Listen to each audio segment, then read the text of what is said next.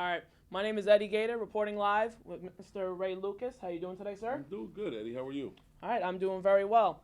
Now, I've heard a bunch of stories, and how difficult was it to admit to your addiction? Very difficult because you don't think you're addicted. That's the thing about addiction.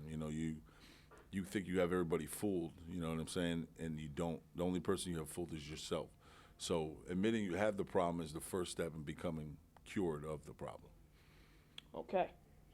I've also read up, how are you able to overcome your suicidal thoughts? I heard a story that you wanted to run into the George Washington Bridge and just turn right off of it.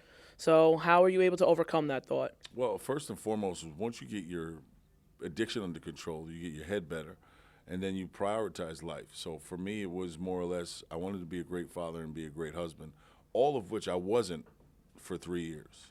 And it got simpler for me, so it was easy to strive just to make sure I took care of those two things. Now that you've grown older and everything like that, and now that you've What are you calling older? now that you've, I should say, grown a little older. There we go. Okay, That's better. there you I go. like that, Eddie. All right. How does it feel to actually be in touch with your kids and your wife more often now, and then just to be able to take care of them more than anything? Well, I think more or less, I'm just more of an inspiration to them. When you look in your kids' eyes, there's a reflection that comes back to you that you can't even possibly imagine until you have them.